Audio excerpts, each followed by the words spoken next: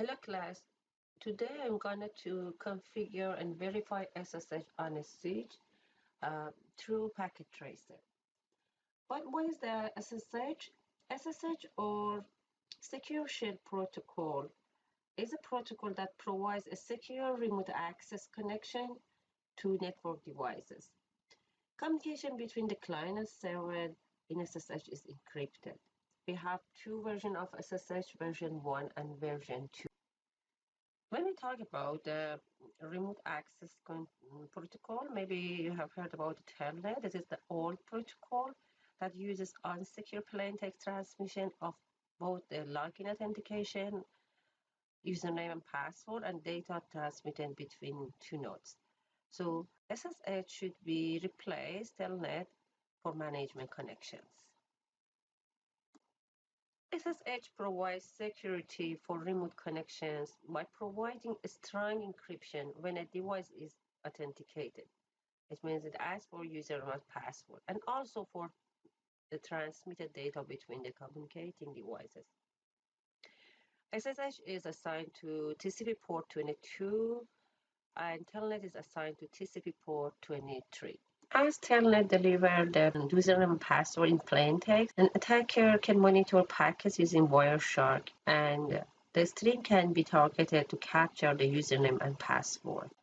But in SSH, the attacker maybe can track the session using the IP address of the administrator device, but couldn't get the username and password because they are encrypted. Okay, let's start the configuration. We use the Packet Tracer software, and at first we should create this topology, router, switch, and PC, and also we should have a minimum configuration through this IP address for each interfaces. Okay, at first we open the Packet Tracer.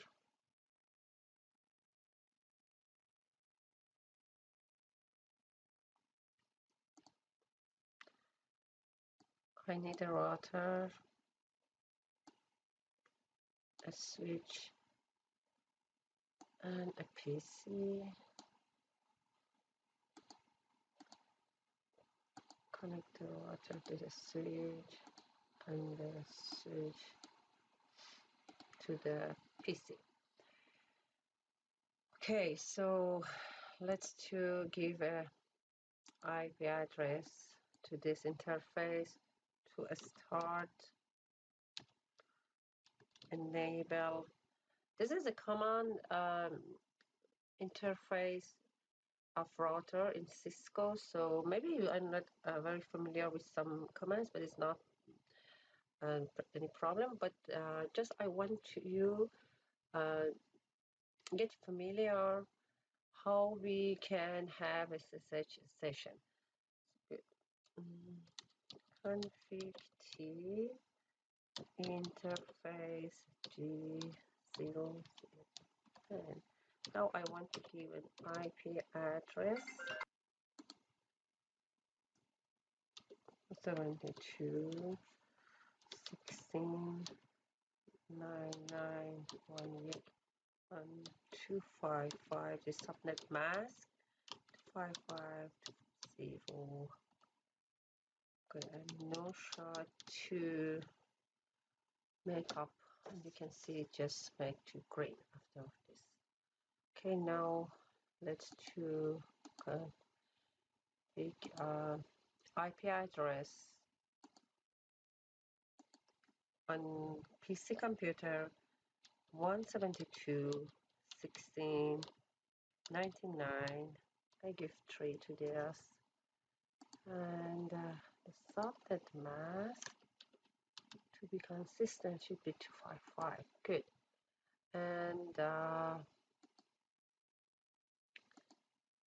here I will give the address of the router as the gateway. You know, each LAN, if it wants to communicate with other LANs, other network, needs a gateway, and that is the address of interface of connected router. That is this. If you remember, it was 172 16, 99, and 1, and we don't need any DNS server or anything else. To show you the address, here is the address for router 1, 172.16.99.1. So, okay. Now I gave an IP address to this, and I set the IP address of PC. For the switch is a layer 2 device.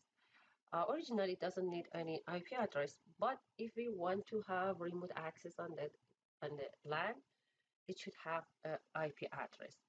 Something we do for the switch is that we assign IP address to a virtual interface. If you remember, we talked about the VLAN, and we have a default VLAN, VLAN 1, I will show you, and it's a virtual interface. So the solution is that I assign an IP address in the interface VLAN. I can create another VLAN for this purpose. That usually we call that management VLAN, but here, because I don't want to make it very complex, just I assign the IP address in interface VLAN 1, that is a default VLAN. Or no need we create that. So enable config T to go to configuration mode. And now, okay, before that, I want to show you what VLAN we have. Here you can see that the default VLAN is VLAN 1, that all interfaces are located inside this VLAN, because this switch has 24 Ethernet, fast Ethernet ports and 2 GB, and all are in VLAN 1. If we can create other VLANs with the command VLAN and give a name to that VLAN, and then we can put any interface that we want to different VLAN.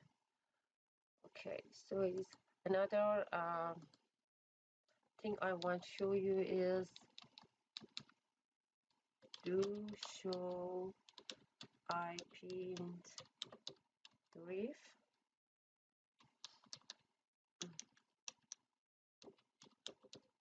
It shows the interfaces.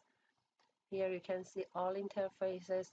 These two interfaces 01 and 02 are off, it is green here, but the other are down. The switch doesn't have any configuration. No need to give an IP address, just it automatically, when we connect the cable, the ports go up. So it's the reason we have up here. But for the router, just you saw that just after I giving IP address to the port, it changed to up state. And here more, and at last you can see a list of interface. We have a VLAN 1 interface that is, as I said, is a virtual interface, and it is done. So now I want to assign an IP address to this. So just I write interface VLAN 1. So it goes to this interface, and here I write IP address. The address that is in table for the switch is 172.16.99.11, and here subnet mask. Always we need to write subnet mask, and that's it. And no shot to bring it to up. Good. You can see change state to up. So now our switch has an IP address. I think these are enough. So to see that it works, I can ping switch here from PC1, ping 172, 172, 16, 99, 11. Good. I hope it's successful. What's happening? So good. Again. So good. Last is 0, so it was success. Now, how about if I ping the router?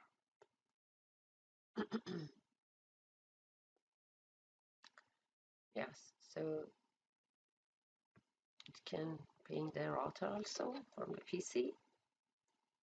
Good. Now I want to configure the SSH here. The first thing for configuring the SSH is creating a domain name.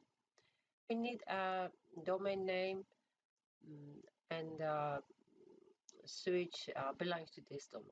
So just I copy this if it works, otherwise just I type. In the switch in configuration mode, I should do in a global configuration mode. No, it's not. So I write IP domain name, IP domain name,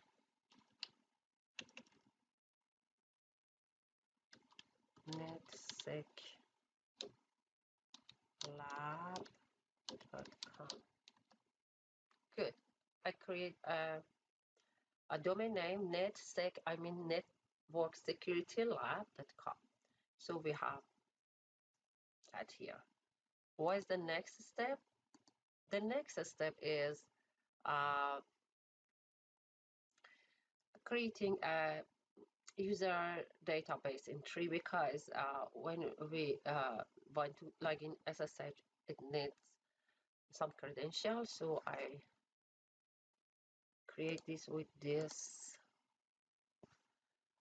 command. Okay, let's just see we are here and I am doing in the switch. So username admin and secret. The secret is password was encrypted password in Cisco. How about Afsane? Good. And so until now, just I created a domain name and I created a username password for the login to SSH. What is next step? Now I want to go to VTI line. What is that VTI line? VTI is short for virtual teletype and is a virtual port and used to get telnet or SSH access to the device. So here we have, if I want to know how many VTL line I have, I can easily the switch line VTI and here question mark. You can see here between 0 and 15. So I type 0, 15, and now this went to line. It shows the line here.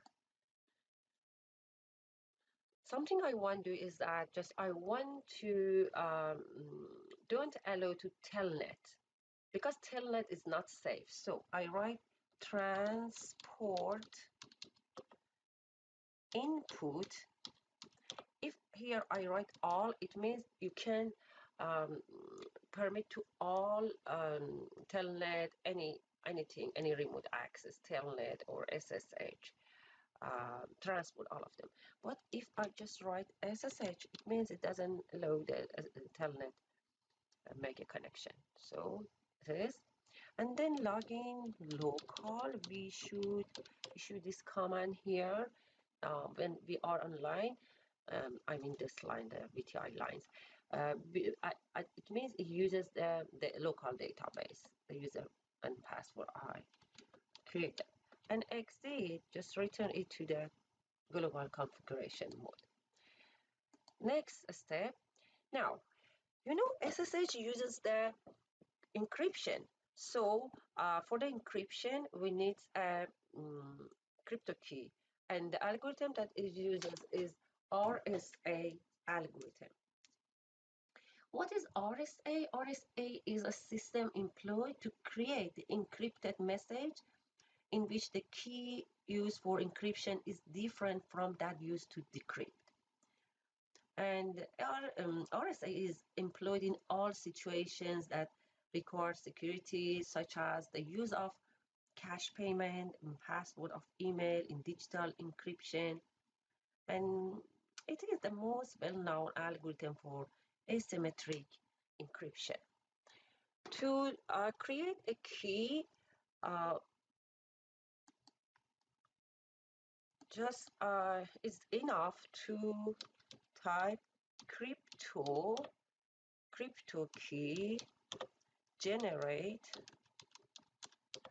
and the name of algorithm RSA. Please define a host name other than switch. Okay, before that we need to create a host name. Here I write S1. It needs, sorry, it's not host name. Good, S1. You can see that now we don't have switch anymore. We have S1 here because we changed the name of switch. And now I can again have the crypto key generate RSA. Now it's asking me how many bits you need in the modulus. I type 1024, which is more, it's safer, but it takes more time to create.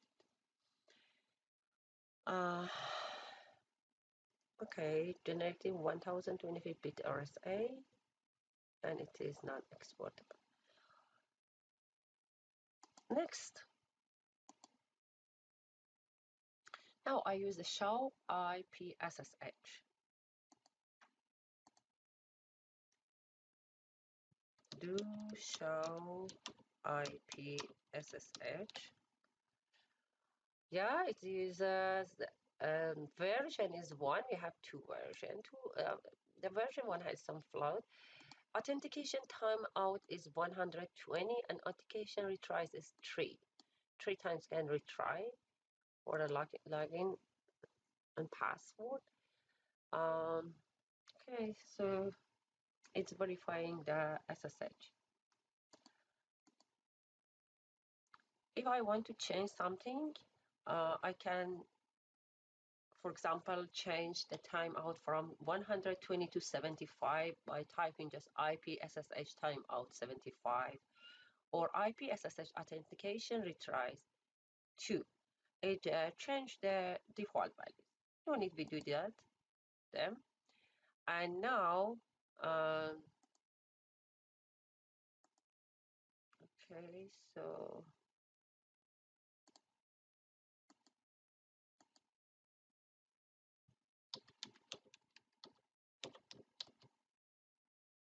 something I want if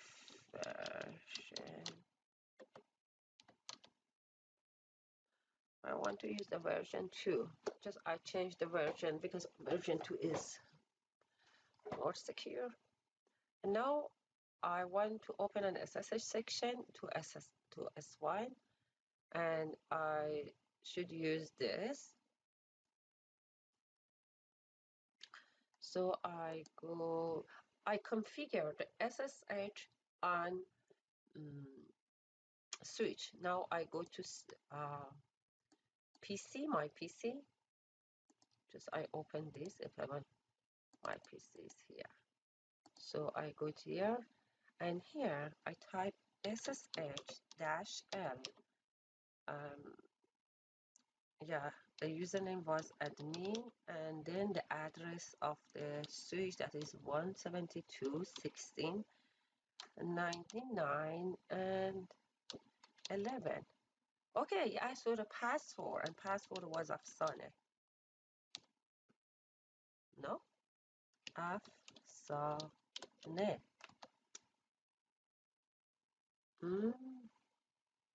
Why not? Just here I should check.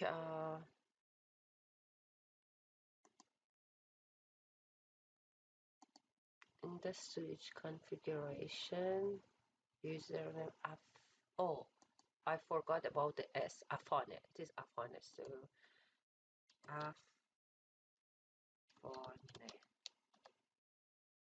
Like invalid, and yeah, timeout is more than 3 times again. If I do it again,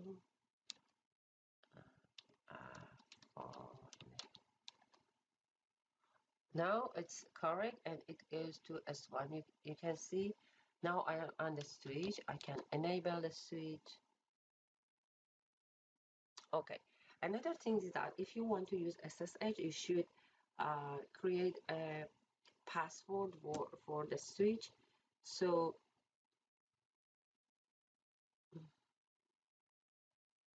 I go here to the switch.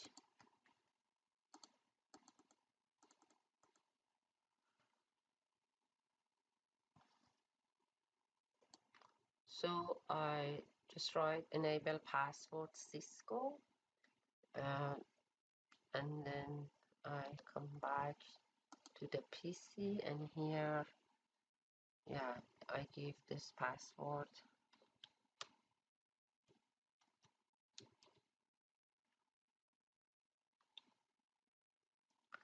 and it goes to configuration mode, and then config T, and now I am in configuration, global configuration of switch. So it is SSH configuration. But something I want to add is that here, if you use, for example, here, if I want go to simulation, if you capture the packets, you cannot see the plain text of password. Afsane or Afone is encrypted.